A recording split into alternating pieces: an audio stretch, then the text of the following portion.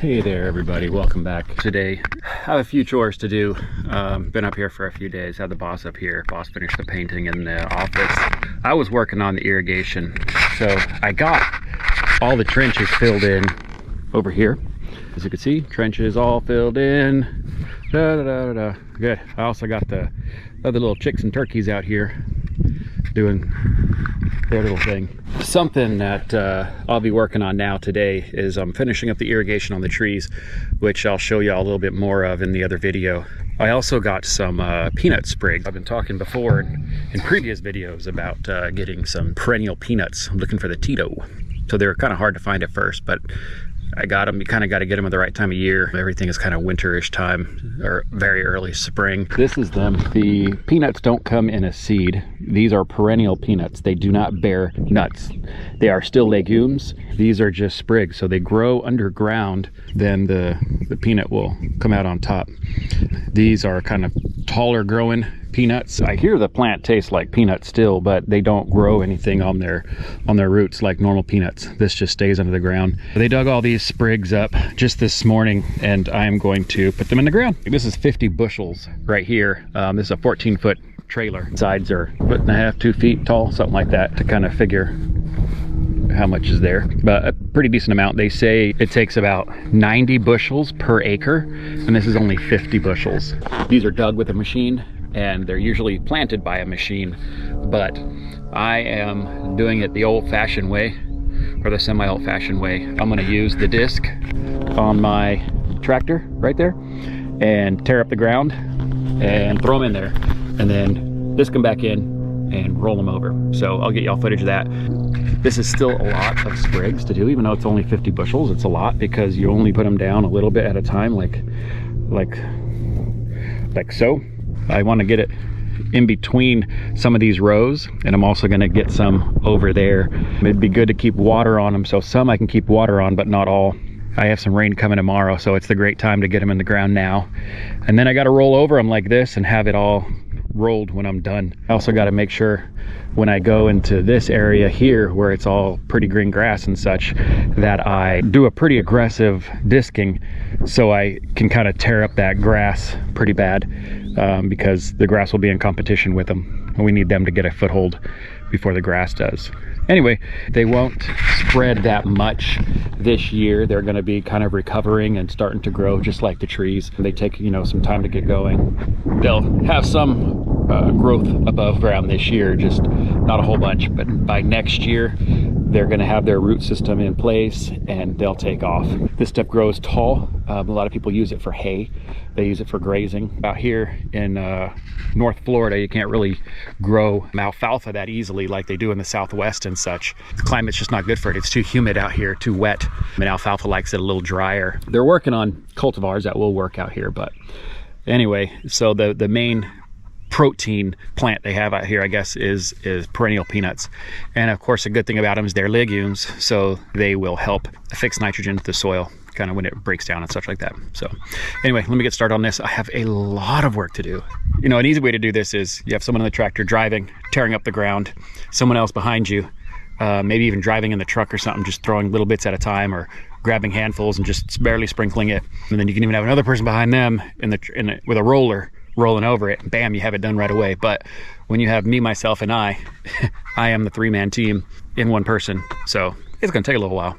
Anyway, I'm gonna get going and I'll show you the fun that I'm gonna have doing this, but it's all gonna pay off. All right, I'll get back with y'all shortly. All right, so I'm in the tractor and I got my disc on. This is one heavy piece of equipment. One of the places I'm gonna put these sprigs is right here over the irrigation. I do have to be careful because, as you can see, that little yellow top right there, that's my water points.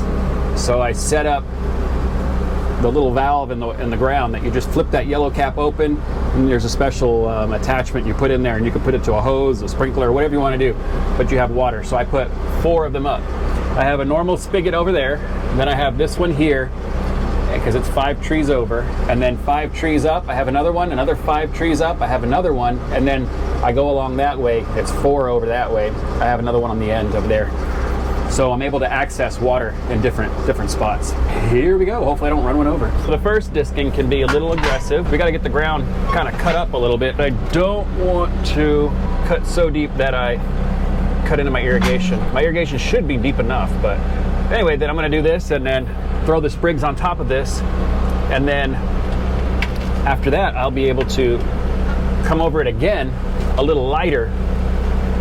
See how it roughs it up. So it allows the sprigs to sit in. And so I've thrown a lot of seed out here too. And I have a horrible germination rate on my seeds, but it's because I throw them straight over hard ground. And that's a problem. So I need to disc things up and then lay my seeds out. I'm gonna pick this up a little more. I don't want to be so deep. The goal is to get the sprigs about 1 inch in the ground. I'm gonna do this. I'll speed up a lot more when I get off camera. Get the sprigs in the ground. Another thing about the sprigs is after a while, they'll spread out. They'll open up and they'll just go everywhere. They are a very spreading kind of plant. All right, I'll get back with y'all shortly. All right, so I'm done with the disking. While I was disking, I put some water on these things just so, well, to help them out a little bit. And you know, it's neat. The water, the air around here now smells like peanuts. Anyway, when it comes to planting these things, you just kind of grab a handful of them and just drop them on the ground. Like I said, you don't put too much. You just put a couple here and there. So you kind of just shake them along. Just like that. Just grab some. And you see, there's just barely any on the ground there. Just shake them along and get some to fall out. He kind of said, you know, to know if you got enough out there, you put your foot down, and if you could touch them about a foot away, you got enough. I'm about enough there. And that's it. Then you run back over it with the disc, and then you put the roller on it, which is right there, homemade of course, and that's that. I got a lot of this stuff to do, and I also have to spread it out and make sure it's gonna reach everything I've done. It's already noon. Yep, just past noon. I got to get on it. I'll get back to you when I'm done. See you soon. Okay, it's been about 2.5 hours. I got the trailer empty, sitting up. I'm gonna hose it out here in just a little bit. But this is what it looks like. I just threw some wet ones here, but so you know, I wet them in the trailer first, but you just come and sprinkle them out. This is them right here. I'm gonna go over it now in the tractor and embed them in the ground with the disc. I got this whole row this way. I ended up doing that whole hill because I had quite a few extra. It's about 900 feet, roughly 1,000. I went a little over the edge, so say just for mathematical purposes, 1,000 by 6, because my disc should be only 6 feet wide. So 1,000 by 6, that's 6,000 square feet. Once, twice, 3 times. So it's 18,000, and then plus this little run, which is 150 feet, and then that whole hill over there coming almost all the way down to where this roller is. I got that whole area there, and then I went up another piece of row. So you have a Texas bushel, a Georgia bushel. I think they're about 2 square foot, 2 cubic feet a piece.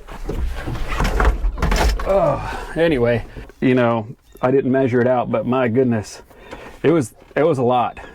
It was a lot. I'm happy with it. Now I just hope it grows. I'm gonna hurry up and get them in the ground. Okay, here's my homemade cultipacker. I'm using it to compact everything.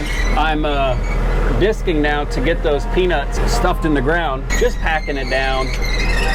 And that's pretty good coverage. Let me show you. The peanuts are here on the ground. All these things here start to dry up a little bit. And then I'm disking them in, which is kind of hiding them. See, you don't see them as much. They're there, but obviously a lot less. And then after they're cultipacted, there's some, but that's okay. But see, for the most part, They're all under the ground for the most part. And so disking just helps them to get more soil contact, kind of flipping them around and getting them in the dirt. And then this will smush it down so that there's not a lot of air around the roots and it's not drying out as fast, because like this soil will dry out pretty fast. Like this, it won't necessarily dry out really fast. That's how it's going. And then while I was out doing all this mess, I developed a flat. That's bad. I worked my boots too much, I suppose. I guess I'm gonna need to, I'm cheap, so I'm not buying new ones just yet.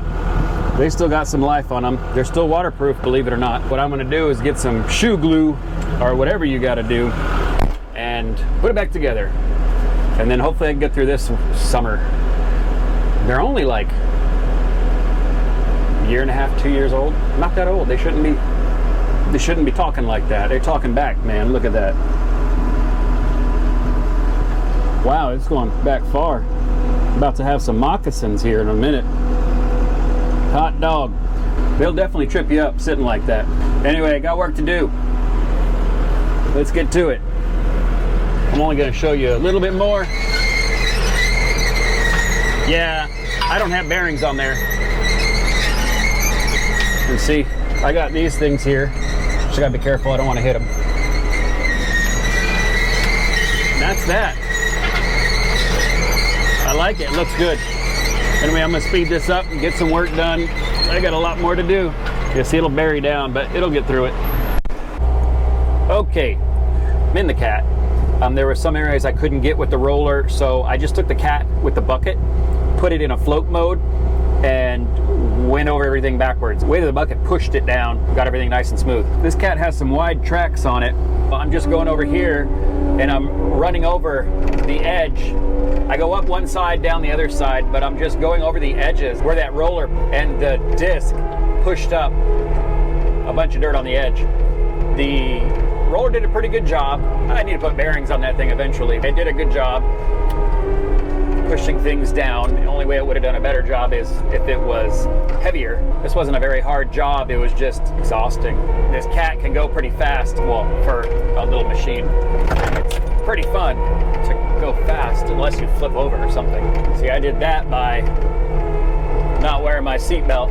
Of course, I have my seatbelt on now. I always wear my seatbelt in this thing. All right. So take the right-handed handle here, okay? And you push it forward and you hit the button. And that will come on. That's your float. That means it's just gonna float on top of the dirt. I put a little bit of an angle to the blade. I don't want it flat. I don't want it too sharp. I just want a little bit of an angle because I don't want to pull the dirt back. I just want to go over the top of it. And then you go backwards. And then you try to look here to see where you're going. And going into the sun is kind of hard, so, because I can't see. But anyway, just trying to get it packed down a little bit. And I am all crooked right now, but just trying to get it packed down a little bit so there's as much surface contact as possible with the sprigs and the dirt. That's that. There's that beautiful fence that, oh man, I lost a few pounds of sweat working on. If you can see that, beautiful fence. And there's that, see, it's semi-flattened out a little bit. I'm just gonna drive over it now, one edge and then the other edge. So you have all that to cut. If anyone's bored out there and wants to cut some old grass, hey, shoot me a text. The best thing you can do for these is just keep them wet. Just gotta water them down, just like planting new grass, you know. And that's that. And it'll grow some this year, but it will really take another year, at least 2 years or so. Like the second year, this is year one, so the second year it'll take off a lot more. It'll just spread out. But what I probably end up doing is getting some more sprigs next year, depending on how these look, make sure I did a good job on them, and do another lane over this way a little bit, and then go in between the trees a little bit more. And what they'll do is they'll just grow toward each other. Well, they just grow out and it ends up being toward each other. It's not like they seek each other out. But anyway, it'll just grow and grow and grow and just make a nice patch of them. And then if I had a sprigging machine, I can go dig the sprigs up and plant them myself somewhere else. And then that path will close up. So when you sprig, when you dig them, it's kind of the same thing. You just go over it and it just goes in the ground and pulls all these things up. And it leaves a little strip like this. And so if this and this was all peanuts, it would grow toward each other and close that gap up. Pretty neat. Pretty neat. All right, well, that's it. I appreciate y'all watching and hanging through the video. I hope to see you again in another video. All right, thanks a lot. Bye.